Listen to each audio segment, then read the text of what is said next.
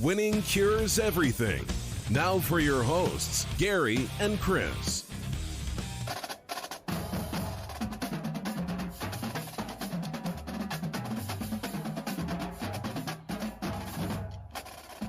Welcome in, Winning Cures Everything. It is Monday, April the 26th. I'm Gary. I'm Chris. And we have got Chris on the phone today, but you know what? We had to get our Monday show in. So we're doing it slightly early, but we got Chris on the phone, so we are ready to rock and roll. Again, like I said, we both got things happening. It's going to be a fast one today, but we do have topics that we want to discuss. Before we roll with that, winningcureseverything.com is the website. You can find everything you need to know about us over there, and you can also find our college football show at sbrpicks.com/NCAAF, or just search out SBR Picks on YouTube. That is the easiest way to do it. That show comes out every Wednesday, so go and double check it. And we also we do articles and whatnot every now and then, especially during the season. So go and check that out, sbrpicks.com/NCAAF. Let's go ahead and fire right into this thing. Chris, first off, how was your day? How's everything going with you? Oh, man, it's fine. Just running. Just running nonstop, right? I actually just got back home to the studio where I could actually call you to be able to do this. So, yeah, we've both been running quite a bit. I'm glad that things are going well. Hopefully it was a good weekend. I know we had a lot of fun with the UFC stuff. I talked about it yesterday. We won't talk about it on today's show because we're in kind of a hurry. But let's jump into the first topic, and that would be your boy, Vikings wide receiver Justin Jefferson. His Get Griddy emote is going to be available on Fortnite, and this is the first NFL player that is doing it. How big of a deal do you feel like this is? I mean, what's it? You know, obviously we don't know a ton about Fortnite, but yeah, it's weird. This is not a world that I'm in. Okay, I don't understand the gaming world at all. I barely understand how to use the internet. And it's just one of those situations where I think it's a big deal, but I don't know how to equate it or monetize it or like put it into any type of like perspective of what it actually is, because I don't know what an emote is. I know I just sound like a ridiculous old man, but you know, I think it is a big deal. So here's what the article from NFL.com actually says. Starting Wednesday, the Vikings star receiver will have his signature dance, the Griddy, featured as a Fortnite celebration, which is also known as an emote. The game is apparently a huge deal within the NFL community. Jefferson will be the first player to be featured as part of the league's continued partnership with Epic Games. So basically what it is it's his signature dance that he does whenever he scores a touchdown or makes a big play or whatever. And it will be available for, you know, characters on the game to celebrate with and all that. And I think it's a big deal. I mean, this is a huge community. Obviously, everybody knows how big Fortnite is, even if you don't play it. Yeah. Oh, so, no, yeah. Very well aware of what Fortnite is and its reach. Absolutely. Yes, it is massive. So, you know, this is about as big as it gets for somebody. McKinnon jumps in on Facebook, by the way. Oh, anybody that wants to jump in on the chat, you are welcome to do so. Any of the different platforms that we're on right now will populate right there in the bottom left-hand corner of your screen. So happy Monday to you as well, McKinnon. Yes, Jefferson told DeStefano, every time I scored, I was doing it. Everybody was just waiting for me to do it when I made it to the NFL. He said that he knew that this dance was going to follow him to the pros.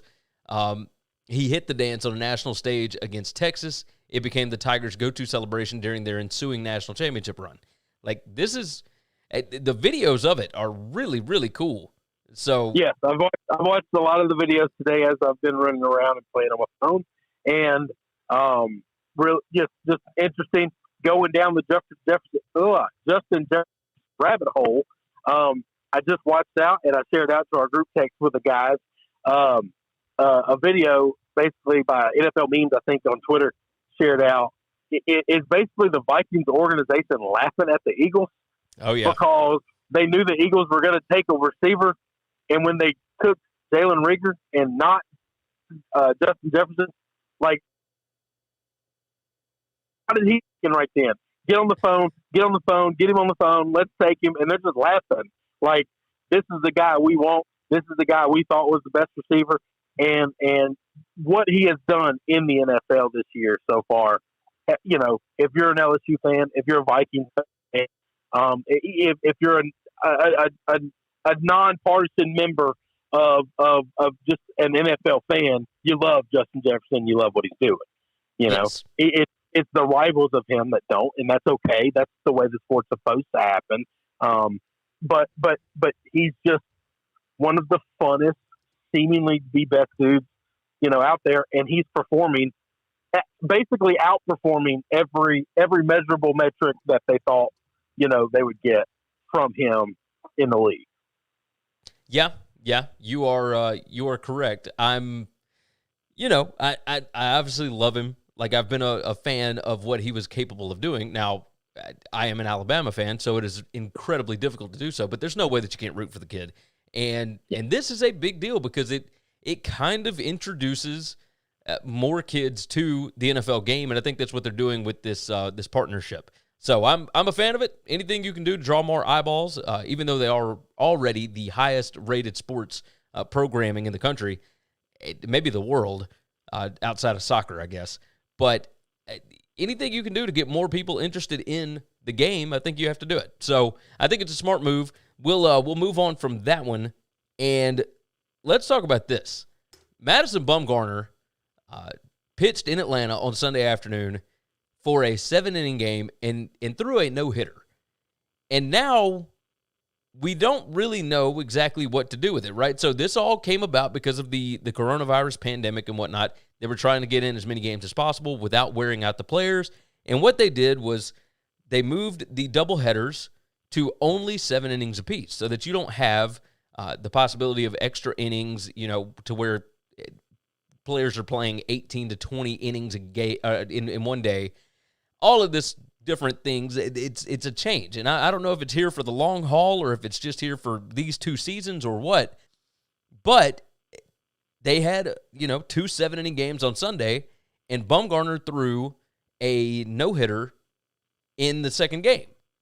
So, Chris, apparently it's not going to count as one. Would you count this as a no-hitter? No, I wouldn't. It's about getting 27 outs.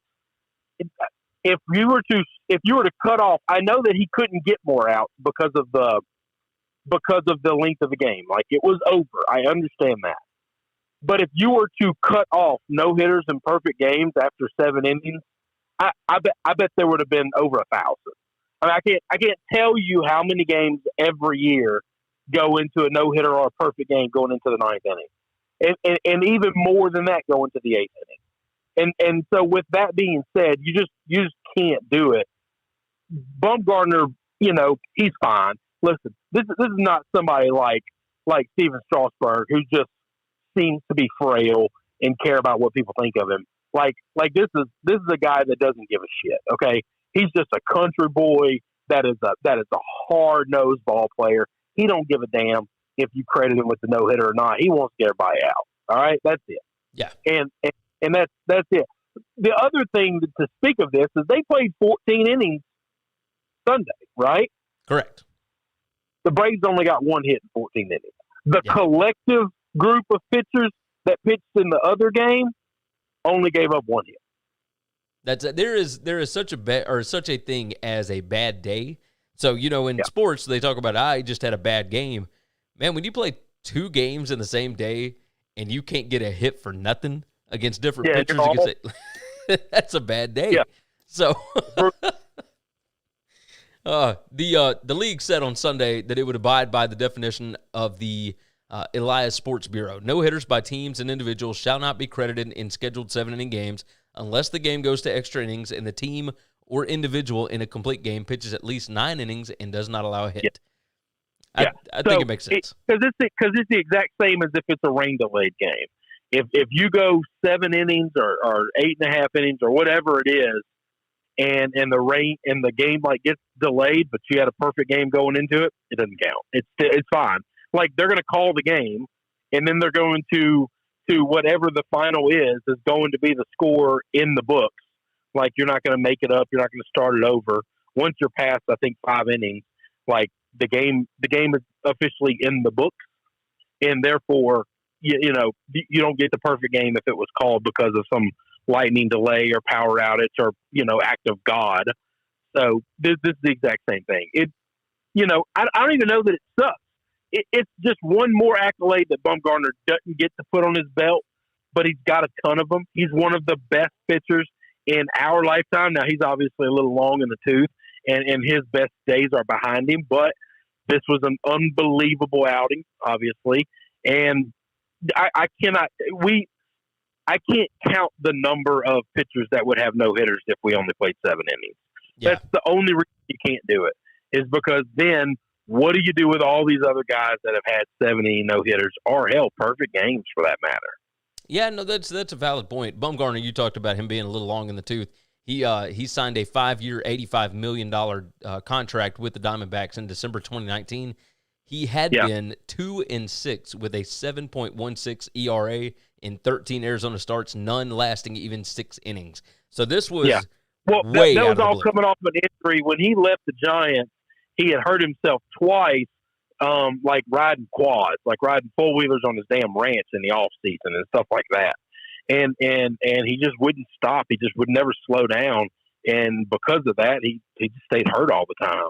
But it wasn't baseball injuries. It was always, off the field injuries.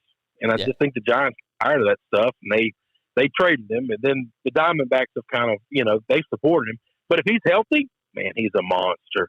He's just a monster. Yeah, he has thrown 4 one-hitters, including 3 that were no-hitters through 7 innings. So he said on Sunday he probably could have completed it this time, which, of course, you're going to say that, right? I mean, I was feeling good. And well, and he should say that, by the way. That's what makes him great. No, I mean, it makes perfect sense. Makes perfect sense. Let's talk about, a little more LSU news now. And like I said, this is going to be a quick one today, so we are rolling through it. But your LSU Tigers women's basketball team hired Kim Mulkey, who, for those that are not familiar with the sport, she was Baylor's head coach. She won 3 national titles, made it to 4 Final Fours at Baylor, was the second highest paid coach in women's basketball under Gino Auriemma, the legendary UConn coach. And now she is the highest paid coach in all of women's college basketball, making the report is about $2.5 million annually. And this, I don't think that this was necessarily money. She was at Baylor for 21 years. I think this was a situation where she wanted to go home, right? And she played at LSU. She is the first person in NCAA women's basketball history to win a national championship as a player, an assistant, and as a head coach. She's won an Olympic gold medal in 1984. Like, incredibly, what's the word? Accomplished. There we go. Incredibly accomplished. And it's strange to see somebody that's 58 years old that has spent 2 decades at one school finally decide, you know what, I'm going to go back, over to where I came from. I think, is there something more to it being in women's basketball, or is it just sometimes people just want to go home and try and fix a situation that they know that they can fix? Well, you never stop loving the things that you love, okay? And this is a lady that grew up in Louisiana, all right?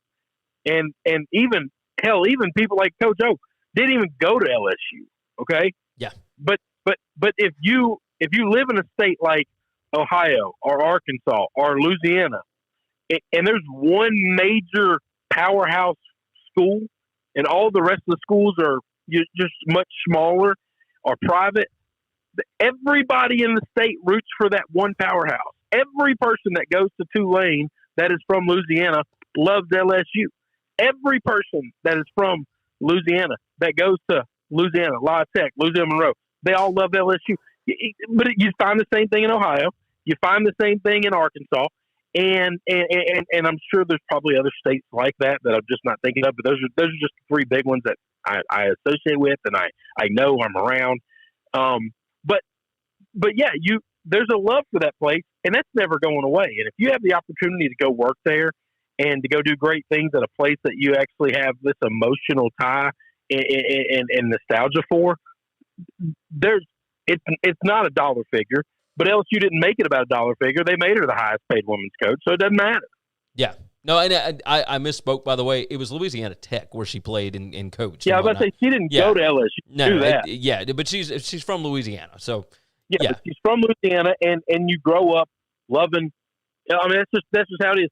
Every person I knew when I was working in Jonesboro, that went to Arkansas State or worked at Arkansas State, 100% of them were diehard Hog fans. All of them. If you cared about athletics at all, you were not one person. They all liked Arkansas State. That's the school they went to, but they loved Arkansas. Yeah. No, absolutely. I mean, it's the state school. That's the way it works. Brown Yeti jumped in, said, "Sup, fellas?" He said, "Turtle power." That's in reference to my story last night about the Florida turtle that smashed through somebody's windshield on the highway. And Akbar jumped in. So, what's up, guys? Happy Monday. Let's cash some tickets. Nice to see everybody in, of course. Thank you for jumping into the chat and for watching the show. We appreciate you guys for sure. Kim Mulkey, I think it's a little bit uncommon to see somebody that is that accomplished decide to leave a place that she has become super comfortable with. But, I mean, she's been there for 21 years. You know, maybe it was time for a change of scenery. Who knows? But I'm excited about it. We will see what LSU does. But, you know, this is one of the good things about having these gigantic TV contracts from football, right? You have the money to be able to spend, even though LSU women's basketball has not been great for a while. You now have the money to be able to support that program and go and get somebody that knows what they are doing that can turn it around. I'm going to assume that you were pretty excited to watch the women coming up this coming season, right? Yeah, and let me tell you this: this didn't go unseen in my mind. Okay, there's a lot of LSU's got obviously some Title IX issues. Okay, yes. we have potentially two great predators that roamed LSU for a couple of years that are, I guess, alleged predators. It doesn't hurt that LSU is one of the, national favorites or national powerhouses in gymnastics. They just had the winningest volleyball player in all of NCAA history. Just is going to graduate this year. Just finished her volleyball career at LSU. The softball team is getting a lot of support right now, and then now getting women's basketball team, like putting women's sport on the forefront and making it a priority is not a bad idea for the athletic department at LSU right now. Trying to say, listen, we had problems in the past, but today we support our women's programs, and we're not just going to support them and cheering for them and hoping they do well. We're going to give them the funding, we're going to give them the resources, and we're going to bring in the best coaches in the world for this. And we're going to be known as a national powerhouse for women and women athletics. That doesn't absolve any mistakes or problems that you've had in the past, but it shows you're trying to be better. And I see that. I'm not so naive to think that, hey, we got a lot of Title IX problems. It probably wouldn't be a bad idea if we tried to make our women's sports as good as we can. And in a place where young women want to come to LSU and maybe erase some of that ugly past. So that was something I thought about. It's a really smart idea when you think of it from that perspective, right? And if you've got the money, if I was the athletic director, I got all this cash. We can only build so many weight rooms. Okay, I'm not. You know me. I'm.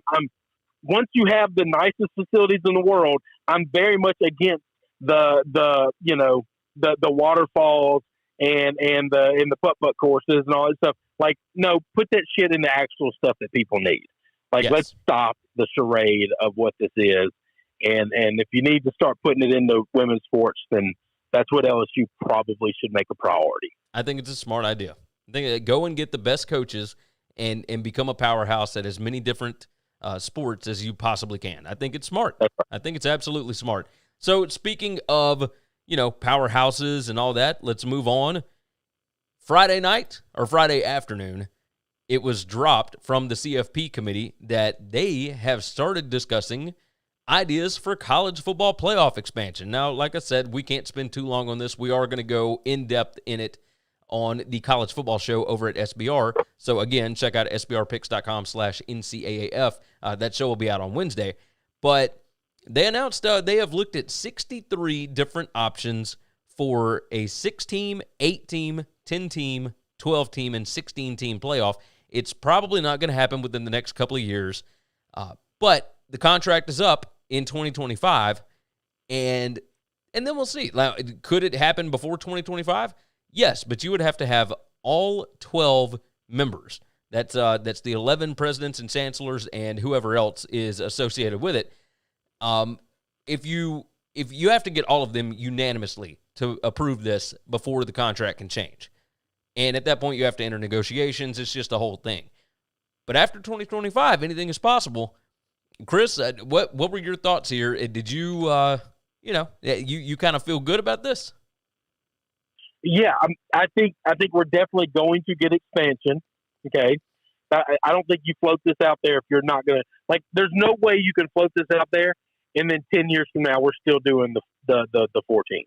Yeah, that doesn't make any sense. I think they're trying to do a little bit of let's read the tea leaves and let's see what people think, kind of thing, which is probably smart, but also you're going to get a whole lot of uneducated people's opinion about it that just set in their ways or they don't understand the importance of more in a situation like this. But I think we're definitely getting something. The beauty of doing it this way is under a normal, the way college football would always work is, so let's say when this contract is up, they would add 2 more teams and we'll make it a 16 playoff. And then we'll do that for a decade and a half. And then, we might add 2 more and go to 8 teams. And then, maybe my kids will have kids that will one day see an 18 playoff. You know what I'm saying? Yeah. Yeah. But having the conversation the way they're having it now says, they're not opposed to going straight to 8 or even making it bigger. And that I guess gives me a little bit of hope. I just want forward. Listen, I'm not the guy that likes change just for change's sake, but I do think you need to change the sport of college football. They have made it to where the champion is all that matters and none of the rest of these games matter. Well, you can't say you love the pageantry and then say nothing matters but the champion, because those two things don't make sense. Exactly. Okay? They have fundamentally shifted the foundation of college sports, of college football. They have made it where nobody else matters other than, especially in college football, than those 4 teams that make the playoff. So if that is the purpose, if making the playoff is if you get blown out in that playoff, you don't matter either. And all we do is say, well, the next time you get a chance, we're not letting you in because you suck. That's not what this is supposed to be about. It's just not. The year that LSU ran through everybody 2 years ago, last year when Alabama ran through everybody and they didn't play anybody close, the justification says is why make it bigger? Nobody was beating them. That's not what matters.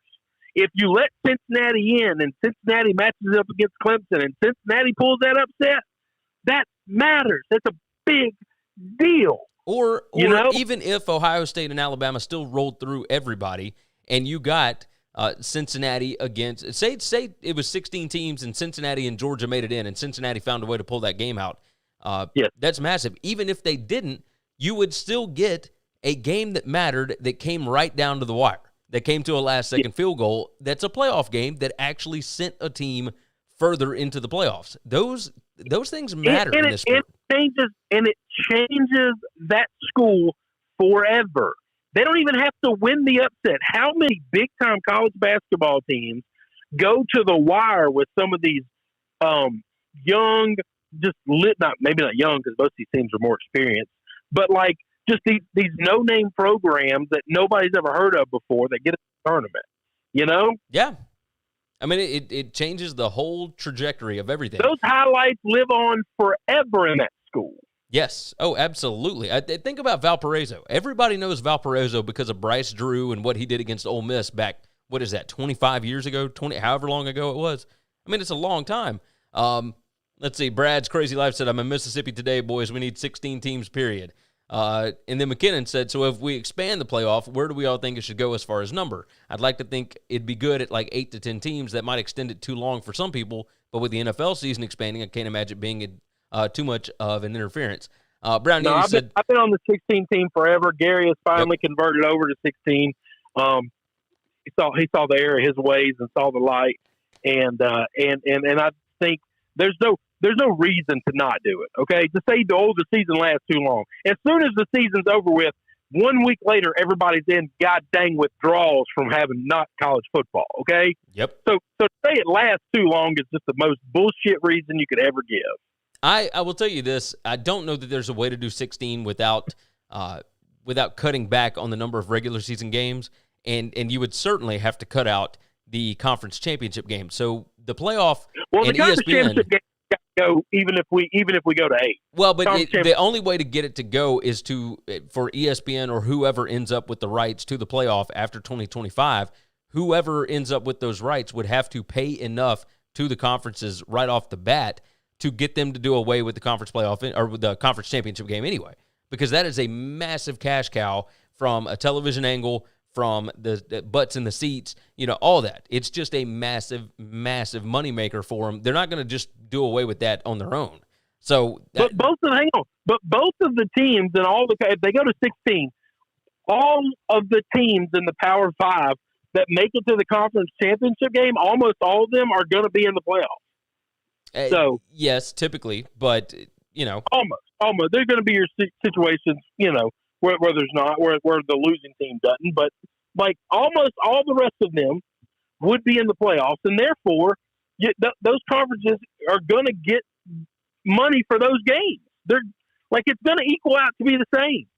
Yeah, I think you're probably right, but we'll see. We'll see what they end up doing. I am curious about it. Don't have to, hang on. Alabama and Georgia don't have to play each other for both of them to make it to the playoffs. They're going to go to 2 different venues, but their fans are still going to get like gates. They're still both going to get in the game.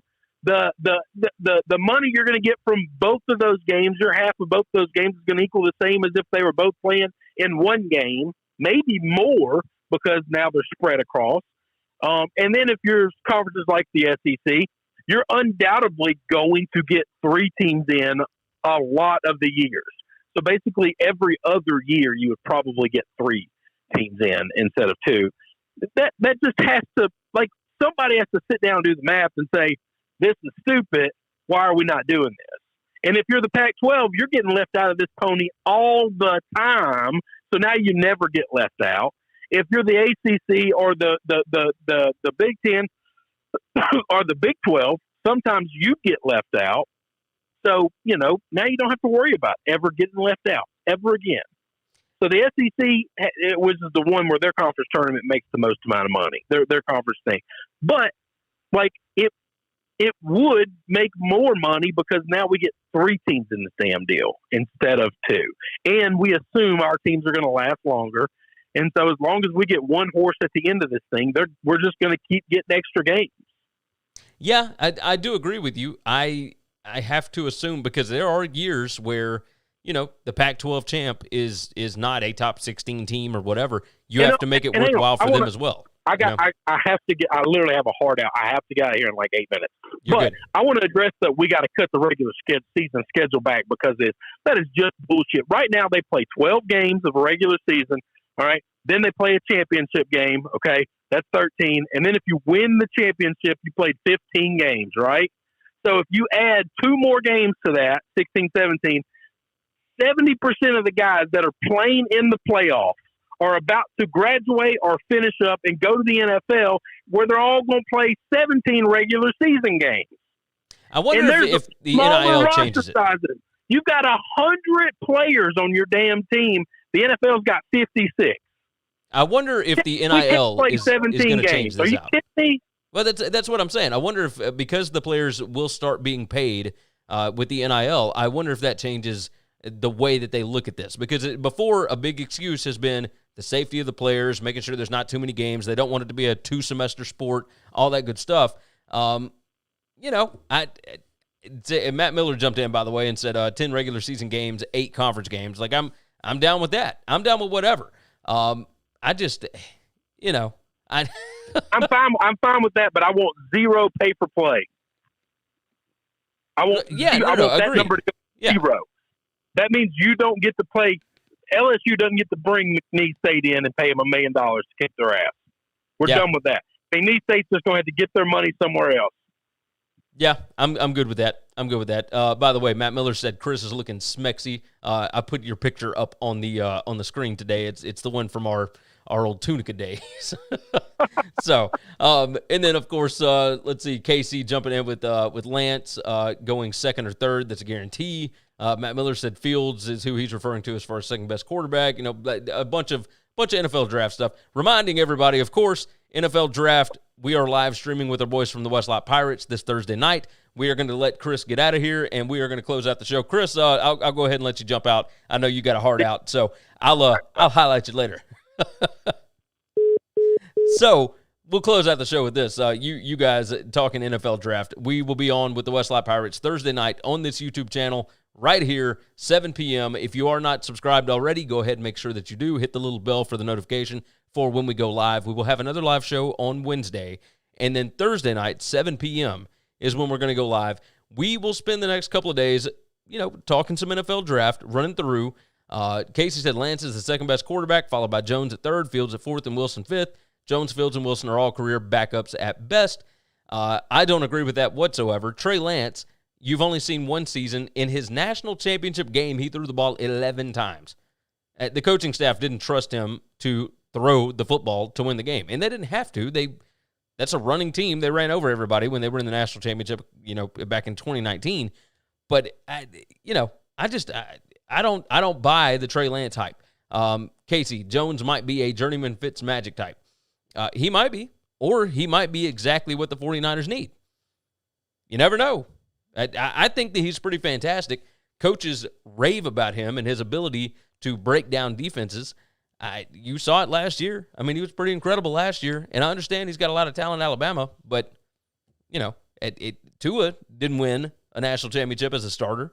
So, I don't know. Casey said it's the upside, Gary. It's Mahomes high. He's going to be a superstar. And we've said that about a lot of guys. We have said that a lot. And I wish that I could buy into guys the same way you do, Casey, but I can't do it. I can't do it. All right, I'm going to get out of here. I've got a heart out as well. You guys have been fantastic. Thank you for jumping in with us a little early today. We got a lot going on today. A lot going on. Both Chris and myself are different jobs and our current combined job with SBR and whatnot. So I'm going to go ahead and close it out. Brad's Crazy Life said Jones is smart as hell. Yes, he certainly is. It's been shown multiple times. He is ridiculous, absolutely ridiculous at recalling information, and you can't teach that. So anyway, we'll be back. We'll talk more NFL draft on the Tuesday night, Wednesday podcast, whatever it is. We will talk more NFL draft on the Wednesday live show, Thursday podcast. And then, of course, Thursday night, we've got our NFL draft. We'll be here live. Hopefully, you all will join us. Go to winningcureseverything.com. Go to sbrpicks.com/NCAAF. And I think that is going to be it for us. So you guys take care of yourself, take care of each other, and hopefully, all of your tickets cash this week.